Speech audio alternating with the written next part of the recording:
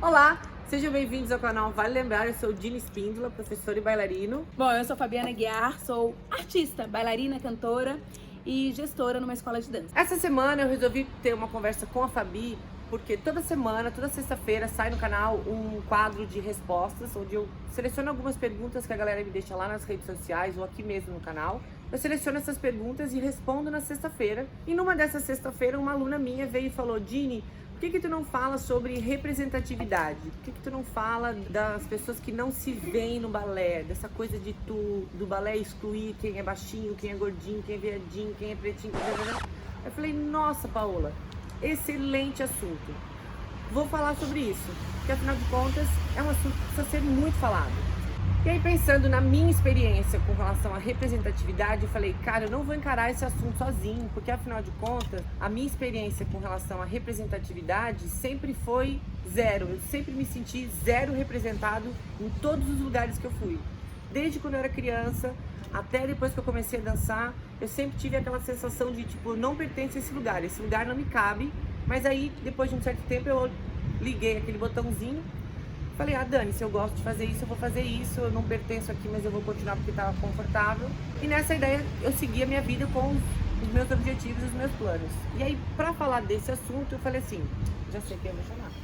Já sei quem vai poder falar muito bem, que vai contar um pouquinho da sua história e vai fazer toda a diferença para muitas pessoas.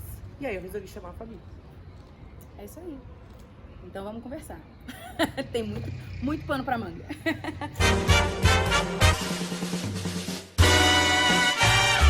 Quando eu era criança, na minha família, eu sempre tive, na verdade, uma representatividade, né? Somos uma família de negros, artistas, então a dança veio naturalmente para minha vida.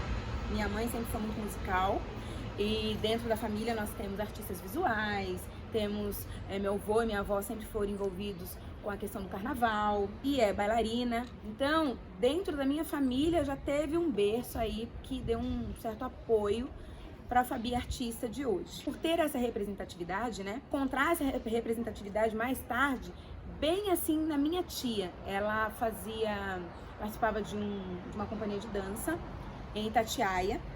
E quando eu estava no Rio, em Resende, ela de vez em quando me levava para os ensaios. Então aquele mundo mágico, por mais arte que tivesse dentro da família, aquele mundo específico das aulas de dança me chamou muita atenção. Então, literalmente era como se fosse, eu vejo hoje em dia voltando, né? Como se fosse aqueles filmes onde a bailarina se reconhece. Então, é mais ou menos isso. A vibe é mais ou menos isso na família. Então, com a Adriana Rodrigues, eu acabei experienciando essa questão de ter como fazer uma representatividade dentro da minha família. Com ela, eu experimentei também alguém que me apoiasse para o meu sonho. Então, para mim, foi super válido essa questão. Enriquecedor. Foi um incentivo inicial. Foi um grande incentivo inicial, assim. Início, como todas as crianças, né? Eu acho, não, tenho certeza. Essa questão da representatividade, essa questão do racismo, ela nasce com os adultos mostrando e apontando para as crianças o que é certo e o que é errado. E aí começa o problema. A dar errado. Que foi onde tu chegou na tua primeira aula de balé. Eu entrei na dança pelo jazz. Do jazz, eu tentei entrar no balé. Aí começou a entrar a questão do racismo. Porque eu acho que por conta do apoio familiar muito forte, eu nunca senti o racismo tão forte quanto foi nessa questão de entrar no balé. Na época, eu fazia aulas no Raça, Centro de Artes em São Paulo, uma das melhores escolas na época em São Paulo. E nós estávamos no momento, no período de férias, então tinha workshops de dança, então vinha pessoas de todos os lugares, como é hoje ainda, né, em todas as regiões. E eu estava com um grupo específico, super feliz, fazendo aula de jazz, na época era jazz, balé e hip hop, as aulas que eu me inscrevi. E, por incrível que pareça, uma das conversas, a pergunta da pessoa em si foi: mas você está fazendo balé por quê? Eu falei: por quê? Porque eu gosto, porque é bonito, porque vai me desenvolver culturalmente, tecnicamente. E aí a pessoa falou assim: ah, mas eu acho que o balé, ele não tem muito a ver com você, sabe? Porque eu acho que você com seu tom de pele, tem mais um tica-tica-bum, uma dança com tica-tica-bum. Eu nunca mais esqueci esse termo, tica-tica-bum. Tica-tica-bum. Eu me recordo que eu fiquei pensando, o que é tica-tica-bum, hein? O que é tica-tica-bum tem a ver com o tom da minha pele? Mas o fato é que ele me desencorajou. Na verdade, eu me desencorajei, né? Ele acatou, né? Ele jogou aquilo que era uma coisa estrutural da cabeça dele e de muitos professores. Tu acatou a ideia, tipo, é verdade, então vou lá procurar o tal do tica-tica-bum. Sim, eu aceitei. Infelizmente, eu aceitei. Gostaria que outras pessoas que passassem pela mesma situação não aceitassem, porque isso não é uma verdade, isso não é uma realidade. Enfim, então fiz o workshop, terminei ali, não voltei mais pro balé, não quis mais saber de balé. O jazz permaneceu por um bom tempo na minha vida. E lá na mesma escola, na época era até era jornalzinho, a Dança Brasil não era revista, era um jornalzinho e tinha uma publicação falando sobre dança afro, um workshop de dança afro. E aí eu olhei e falei, eu acho que esse é o tica-tica-bum, hein? O cara falou, vou lá. Eu acho que tem a ver comigo, eu vou lá. Mas vou ser bem sincero, foi uma das melhores coisas que eu fiz na minha vida, porque é nesse tica-tica-bum, né, que eu me encontrei com relação à dança, com relação à minha etnia, com relação a respeito e a representatividade que até então era muito natural, mas eu não entendia muito bem. E foi através do afro, não o tica-tica-bum, tá, gente? Tica-tica-bum é apenas um termo, mas o afro que me trouxe isso. Na época, eu estudei com o mestre Pitanga, ele é bem reconhecido no Brasil e no mundo com relação à dança afro, e fiz muitas amizades, e através do afro, muita coisa depois aconteceu, né? Claro que assim, a gente fala... Cadeia, né? É um processo em cadeia, e através do afro, eu descobri que existia faculdade de dança. Então, no afro, além do mestre Pitanga, eu tive um contato muito precioso com a Yaskara Manzini, e ela me apresentou a faculdade de dança. Na época ela dava aula na Faculdade Paulista de Artes. Então eu estava com vontade de fazer educação física por falta de opção, não conhecia. Clássico, né? O clássico. Ter uma formação, vou me formar em educação física. E aí eu descobri a dança, fui pro lado da dança, fui pro lado da faculdade de dança. Bom, me formei e E esse período de dança, nesse período de faculdade, foi um período de pausa da dança, inclusive. Literalmente. E é uma outra coisa que as pessoas têm confuso na cabeça, que eles pensam assim, eu vou fazer faculdade de dança porque eu quero dançar muito. Só que não, porque a faculdade é pesquisa, né? Lá na faculdade tu faz pesquisa, tu faz desenvolvimento, não é dança propriamente dito, tipo ir pra escola e dançar na escola. Vou dizer até mais, não sei se, não me recordo de você ter falado isso no seu canal, acho que seria uma boa pauta. Sim, já falei. Já? Pra nortear as pessoas, entendeu? Porque assim, uma coisa é você pesquisar, outra coisa é você ter um desenvolvimento técnico. A faculdade não te dá desenvolvimento técnico. E aí o que acontece? Na minha turma, nós descobrimos juntos que não dá esse desenvolvimento técnico. Todo mundo vai pra faculdade achando que, e chega lá não é bem, expectativa e realidade, né? Então os 3 anos de faculdade foi enriquecedor na parte de pesquisas, entretanto na parte de desenvolvimento caiu toda a técnica que nós tínhamos até ali, vai indo embora, entendeu? Porque inclusive isso é uma dúvida bem recorrente, que não vem ao caso, mas só vou fazer um parênteses, que as pessoas acham assim, eu vou ser professor de balé, então eu vou fazer faculdade. Não, não tem nada a ver. Tu pode fazer faculdade para ser professor de dança de uma forma genérica, mas seja balé, seja jazz, seja contemporâneo, tu vai precisar se especializar e viver a dança propriamente dita muito além da faculdade. Não é só a faculdade lá fazer a graduação, 3 anos, bingo, sou professora. Não funciona dessa maneira. Você precisa viver a dança fora da faculdade. E aí, através da faculdade, bom, fui conhecendo outros rumos na vida, né? Então fui pra dança de salão, experienciei bastante, por muitos anos, a dança de salão. E o balé ficou ali, guardado, né? Então, hoje em dia, quando alguém fala do balé, eu falo, vai, entra. Porque é algo que depois, pra mim, eu tive que buscar de uma outra forma. Que foi Caucã. Que foi Caucã, né? Foi a primeira vez que voltamos a falar sobre o balé. Apesar de que no Bet Balé, né, por eu fazer tantos anos parte do Bet Balé, o balé lá é muito forte. Então, querendo ou não, o balé sempre fez parte da minha vida. Mas na Ocam, falaram assim, bom, nós vamos agora desenvolver tecnicamente, então através da dança de salão, vamos ter também o balé, vamos ter outras linguagens para fazer com que a nossa dança repercute de uma outra forma. E aí eu falei, nossa, lá vem o balé de novo, hein? Então vamos lá. E aí eu lembro que a primeira vez que eu entrei na aula com a mestra Geisa Centeno Ruiz, nós conversamos um pouco sobre a minha questão, eu e o balé. E aí eu contei a história, né, de anos atrás, a respeito do workshop. E ela falou, não, mentira, não tem esse lance de ter ou não ter de caticabum, de poder ou não poder dançar balé. Todo mundo pode dançar balé, homem, mulher, negro, branco, alto, baixo, isso o problema não é esse, nem nunca foi, né?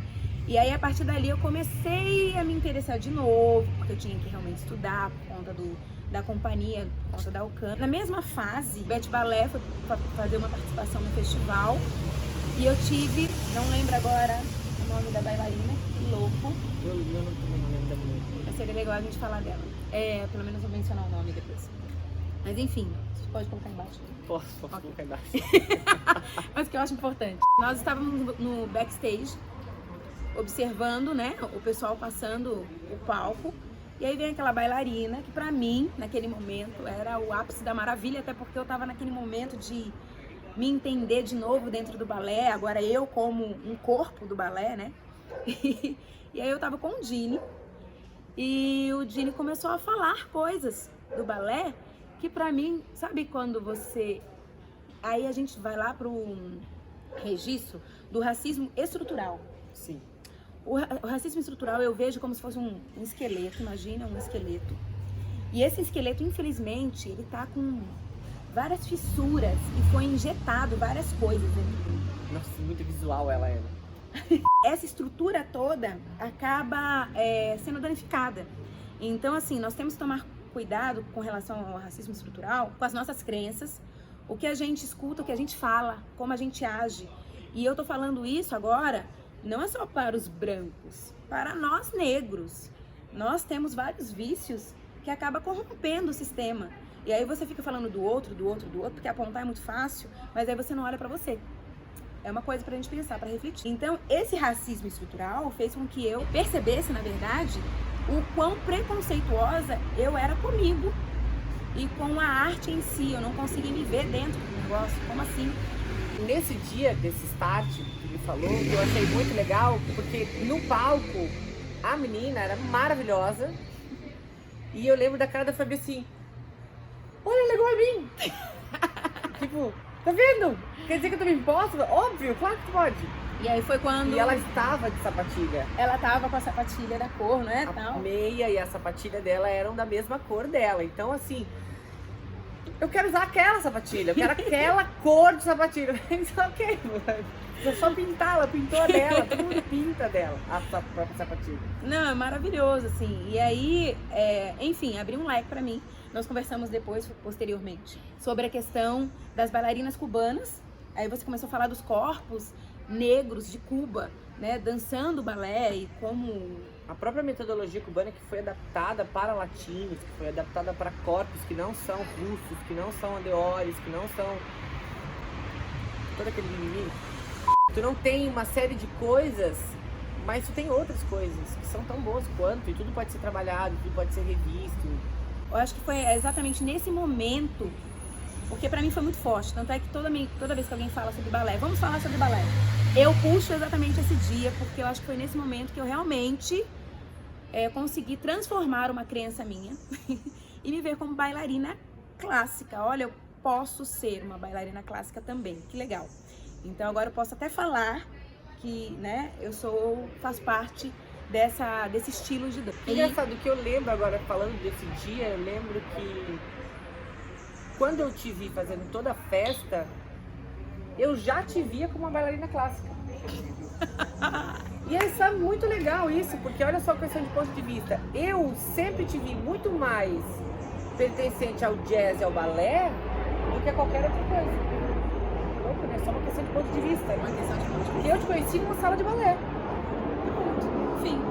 E aí a gente passou a dançar jazz juntos, mas assim como a minha formação é clássica e eu danço jazz, danço contemporâneo, na minha cabeça era igual. Pra você ver. Nem tudo que a gente sente ou pensa que é o que as pessoas estão vendo. E aí, a partir dali, enfim, aquela questão de você se colocar numa linha E essa linha, esse caminho vai te mostrando outros processos. Depois disso, eu comecei a seguir a bailarina no Facebook. Eu comecei a ver, né, como que é a vida. Encontrar outras, abrir outras portas. Abrir outras portas, comecei a ver outras. Nunca tinha parado para prestar atenção nisso. Então, toda vez que falava sobre a dança e o negro, eu sempre me voltava ou para dança de salão, samba de gafieira, salsa, tarará, tarará, ou me voltava para dança afro. Era muito louco isso, entendeu? E agora... Aceitando aquele direcionamento que te deram, né? Faça isso, o faça natural, aquilo. o estrutural, entendeu? Porque negro tem que fazer isso. É carnaval, é oba-oba. Não podemos pensar de uma outra forma. E não, podemos. Podemos sim, aceitei isso com todo o meu coração.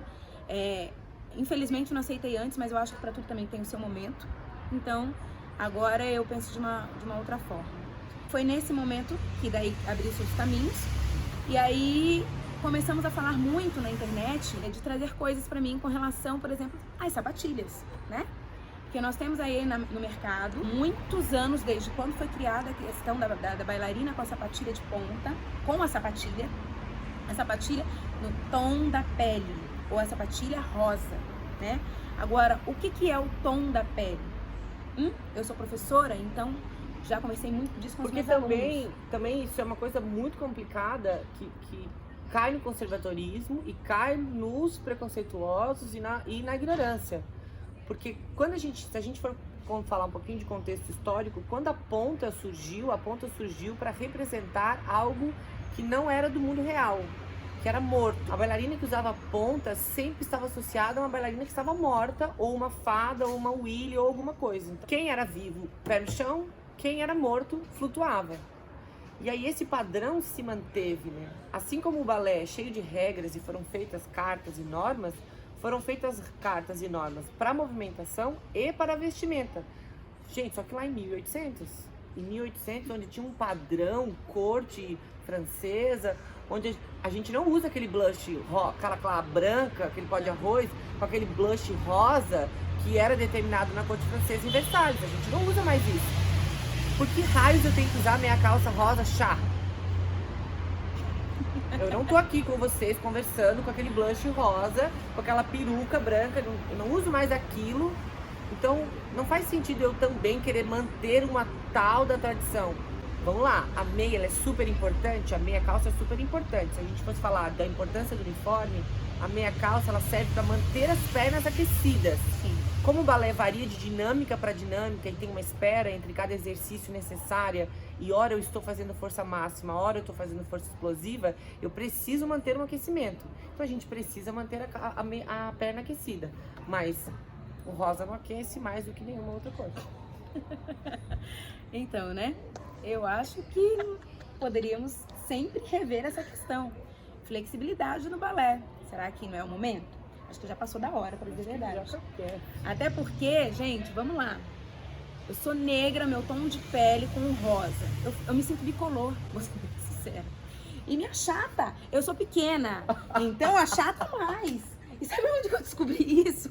Sério. Aí, num Natal maravilhoso, na mesma época, aí eu e meu irmão, nós temos a tradição, de um tempo pra cá, de nos presentear com livros, né, no Natal. E aí eu falei, eu quero o livro da Micaela de Prince. E aí tô lendo o livro, maravilhoso, por sinal, recomendo o livro da Micaela de Prince. E aí tô lendo e ela fala sobre essa questão, ela fala assim, porque a meia rosa, ela é meio chata. Aí na hora que eu li essa parte, eu falei, era isso que eu vi que tava estranho no espelho. Sabe quando você olha, quando eu colocava meia de qualquer outra cor, parecia que... E o rosa, falava coisa estranha, ela não fica igual às outras pessoas, né? Não só pelo tom, mas assim, tem mais alguma coisa. Mano, é difícil. É sofrido. É sofrido. Então, o que acontece? Ok, aí começou a saga da Fabi com a sapatilha e a meia, vocês não têm noção. Porque daí vamos para o festival, vamos dançar balé, mas o meu querido mestre abriu a possibilidade de vamos dançar com uma outra proposta. E aí, como é que fica? Será que é fácil para todo mundo entender isso? Eu sinto que não, porque não foi tão simples assim. Nós tivemos que argumentar muitas vezes para chegarmos numa última decisão, vamos sim dançar cada um com o tom da sua pele. E aí, quando foi, vamos dançar com o tom da sua pele, eu me lembro que eu falei assim, não, pra ajudar a decidir, eu vou pegar minha sapatilha e eu vou pintar. Então, eu fui atrás das bailarinas, todas, que pintam, e saí pintando sapatilha. E eu lembro que eu pintei a sapatilha, coloquei esse livro do lado, coloquei a sapatilha em cima, tirei foto, coloquei no Face, fiz uma festa por causa da sapatilha que era do tom da minha pele. E fui pro balé. E eu acho que eu nunca me senti tão linda em toda a minha vida de usar a sapatilha no tom da minha pele. Me senti, olha que interessante, mais alongada, né, mais representada, me senti dentro do... me senti uma bailarina mesmo. Porque antes eu me sentia fantasiada o tempo inteiro, entendeu? O tempo inteiro fantasiada, mas eu tô em aula, não tô fantasiada. Mas eu me sentia assim. E aí eu me senti de uma outra forma, de forma diferente. Isso é muito interessante. E aí, o mais legal foi, vamos dançar todos com o tom da pele. Então, todo o elenco tinha que estar com o tom da pele. E esse tom da pele deu o que falar, gente. Foram assim, 20 dias praticamente, quase um mês, né? Cada uma procurando a base da cor da sua pele pra pintar, porque daí todo mundo descobriu que, olha que legal, a sapatilha nunca foi do tom da pele de ninguém. O rosa nunca foi do tom da pele de ninguém, principalmente aqui no Brasil. Sim. Nunca foi. E aí foi muito interessante, a experiência foi muito gratificante. Eu sou cor de papelão. Foi difícil encontrar uma sapatilha que seja da cor de papelão. Mas o meu maior medo nessa proposta de trabalho não era assim, eu tava entendendo mais uma vez a minha visão sobre o mesmo assunto, né? Eu tava entendendo a máxima da felicidade dela e pra mim, tipo, super natural, super ok, ótimo, né? Não tinha... Mas a minha única preocupação estética era assim, ó, gente, não vai viajar no tom, porque não é a base que você passa na sua cara que você vai passar lá embaixo, porque não é a mesma. E aí todo dia vinha alguém com a sapatilha pintada que eu falava assim, mas a gente é anjo. Põe do ladinho da sua pele, não é da mesma cor. Tá muito mais rosa, tá muito mais claro, tá muito mais escuro. E aí foi muita piada, até todo mundo chegar lá com a sua cor, com o seu tom. Não, foi muito engraçado. Foi muito engraçado, porque daí eu notei que, na verdade, pra quem tava mais difícil, foi mais fácil. No meu caso, tipo, uma tarde, eu acertei meu tom e foi. E elas ficaram semanas tentando. Sofrendo. E a tal da minha calça. E, ai, meu Deus, foi muito sofrimento. Mas no final das contas foi lindo, foi muito bonito. Valeu a pena. E eu acho que foi um marco naquele momento, naquele lugar, porque nunca tinha acontecido isso. E aí traz aquela conversa do balé, que sempre foi, será que sempre será tradicional? Tradicional ao ponto de não se flexibilizar, ao ponto de não atingir a todos. Eu acho que, por que não? É uma arte tão linda, maravilhoso. Agora, por que eu tenho que ser europeu e eu tenho que usar a meia rosa e eu tenho que ter a bacia e o blush para ser o balé? Não, acho que o balé é muito mais do que isso. Eu acho que todo mundo precisava entender isso. Então, para encerrar nossa conversa aqui, depois dessa história maravilhosa, depois de tantas experiências boas, que eu tenho certeza que deve ter incluído muita gente. Com certeza. Muita gente deve ter... Nossa, comigo aconteceu semelhante, passei por isso, pensava assim. Para finalizar tudo isso, o que eu acho que é mais importante dessa conversa é que todo mundo entenda de uma vez por todas, diretor, professor, influencer e qualquer outra pessoa que esteja assistindo esse vídeo, que é muito importante sim a gente trocar a meia calça. É muito importante sim explicar lá para qualquer tipo de pessoa, alto, baixo, gordinho, magrinho, viadinho, que sim, ele pode sim, que tem espaço, que isso é tudo folclore, que vale a pena insistir e dá para fazer muita coisa. Ultimamente tenho trabalhado com muitas pessoas por causa da pandemia que vieram nesse movimento online. Tem muita gente me perguntando diariamente, pessoas vêm para mim e perguntam, Dini, tu acha que dá tempo de eu realizar o sonho de ser bailarina? Claro que dá tempo. Ah, mas balé não é coisa pra criança, balé não é coisa pra branco, balé não é coisa pra elite. Não, gente, nada a ver. E é por isso que eu resolvi fazer esse bate-papo, para estender essa experiência dela maravilhosa para que de uma vez por todas todo mundo entenda que é importante quem está fazendo representar outras pessoas, abrir espaço para representação, e quem está fora olhar, falar, ó, eu me cabo lá, eu posso fazer aquilo lá. Essa é, acho que é o grande lance da representatividade, o grande lance do que a gente está fazendo aqui. Sim, isso me lembra um detalhe para complementar.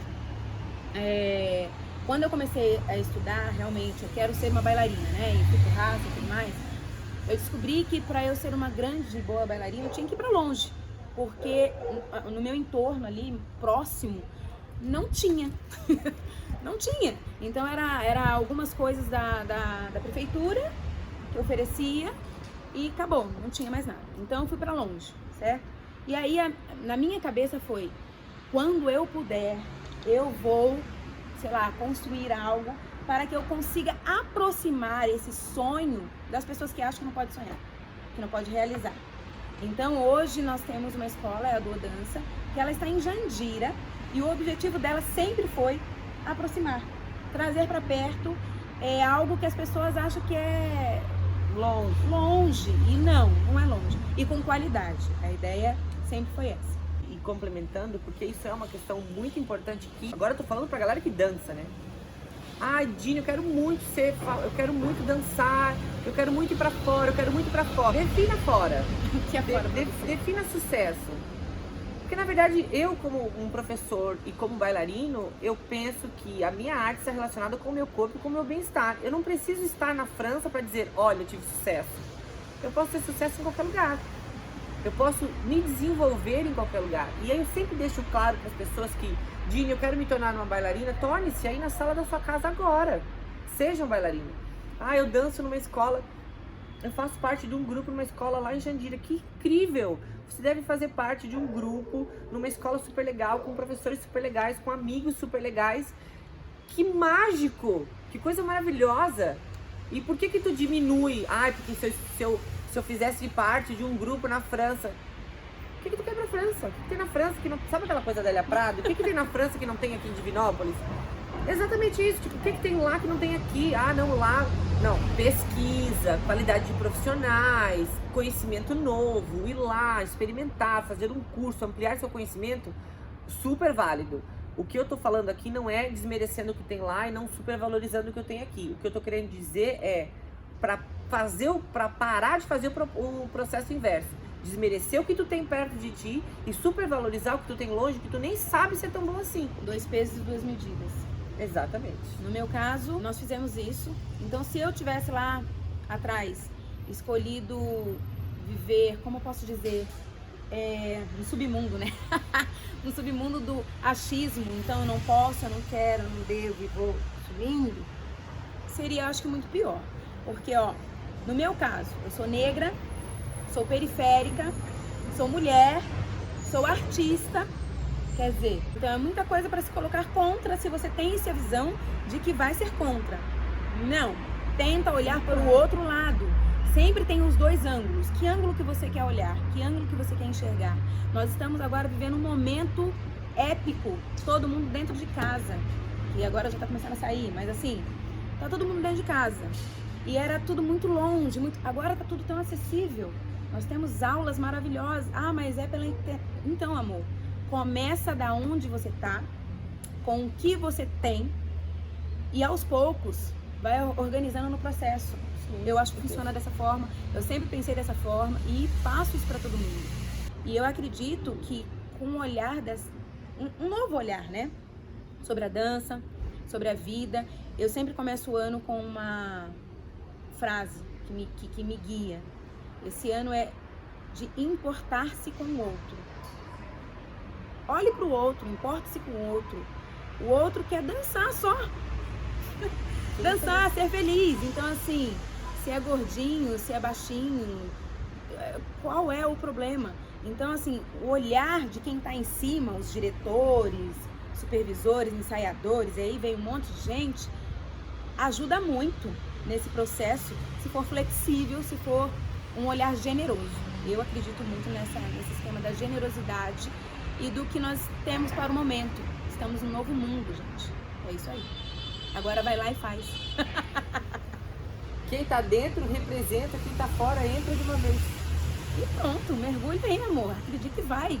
Tudo pode acontecer. E eu acho que nada acontece por acaso. E pronto, vai. É isso aí, eu espero que ajude, eu espero que represente, eu espero que inclua. Muito obrigada. Ah, eu adorei. Obrigada a você. Até mais. Tchau.